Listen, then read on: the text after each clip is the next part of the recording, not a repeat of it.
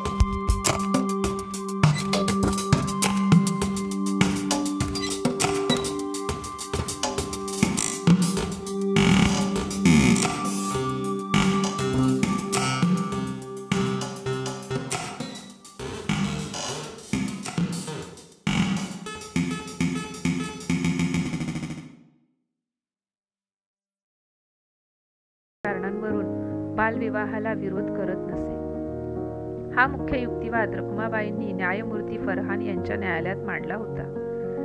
पारंपरिक कारणास्तव हा मुद्दा गैरमुद्दा मानला गेला. अशा प्रकारे जेव्हा रखमाबाई स्वतःच्या बालविवाहाविरुद्ध कायदेशीर खटला लढत होत्या तेव्हा त्यांनी लहान मुलीचे शरीर परिपक्वतेपूर्वी वैवाहिक संबंध सहन करू शकत नाही किंवा ती कोवळ्या वयात तिचे विचार व्यक्त करण्यास बौद्धिकदृष्ट्या सक्षम नाही इत्यादी अनुभवजन्य युक्तिवादांवरून लक्ष केंद्रित केले. रखमाबाई अधिक स्त्रीवादी भूमिका घेत होत्या, जे त्यांच्या काळात अजिबात सामान्य नव्हते. एक हिंदू महिला म्हणून त्यांनी द टाइम्स ऑफ मध्ये लिहिले आहे की बालविवाहाच्या क्रूर प्रथेने माझ्या आयुष्यातील सर्व आनंद हिरावून घेतला होता. मी ज्या दोन गोष्टींना सर्वात महत्त्वाच्या मानत होते, माझे शिक्षण आणि माझ्या अपेक्षेनुसार माझ्या मनाचे संगोपन, यात हा एक अडथळा होता. माझा कोणताही दोष नसताना मी एकटी पडली होती. माझ्या लाखो अज्ञानी बहिणींपेक्षा वर येण्याच्या माझ्या महत्त्वाकांक्षेकडे संशयाने पाहिले जात होते आणि त्यावर अश्लील टीका केली जात होती. रखमाबाईंच्या भूमिकेमुळे शारीरिक अपरिपक्वतेपासून बालविवाहाच्या व्यापक परिणामांकडे लक्ष वेधले गेले, ज्यामुळे एक महत्त्वाचा स्त्रीवादी दृष्टिकोन निर्माण झाला. न्यायालयात रखमाबाई लहान वयात लग्न लादण्याविरुद्ध युक्तिवाद करत होत्या. मुलींच्या शिक्षणावर आणि मानसिक विकासावर त्यांचे हानिकारक परिणाम अधोरेखित करत होत्या. रखमाबाईंचा विरोध केवळ अनुभवजन्य युक्तिवादांच्या पलीकडे जाऊन महिलांचे स्वातंत्र्य आणि प्रतिष्ठा टिकवून ठेवण्याच्या इच्छेतून निर्माण झाला होता.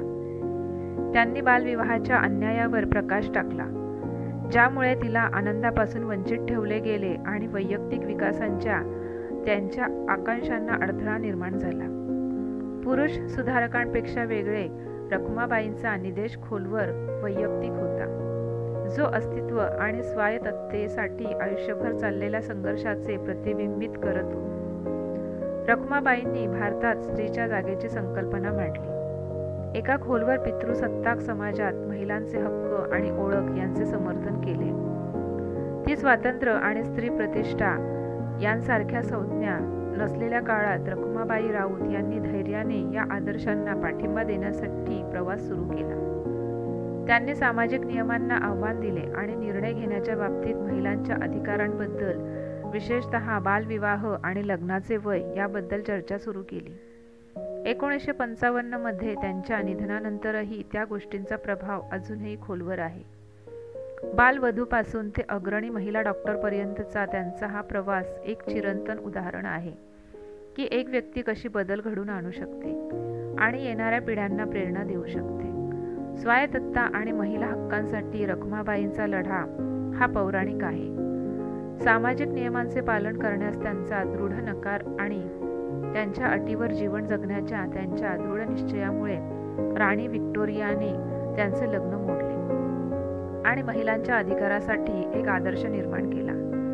कायदेशीररित्या घटस्फोट घेणाऱ्या त्या भारतातील पहिल्या हिंदू महिला होत्या आणि पाश्चात्य वैद्यकशास्त्राचा अभ्यास करणाऱ्या पहिल्या महिला डॉक्टरांपैकी एक होत्या.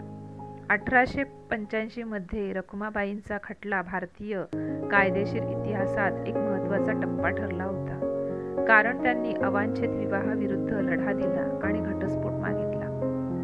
देशातील भविष्यातील स्त्रीवादी चळवळीचा पाया रचणाऱ्या स्त्रीवादी रखमाबाई राऊत त्यावेळच्या स्त्रियांसाठी एक आयकॉन ठरल्या. माहिती आवडली असल्यास व्हिडिओला लाईक करा आणि चॅनलवर नवीन असाल तर कृपया चॅनलला सबस्क्राईब करा.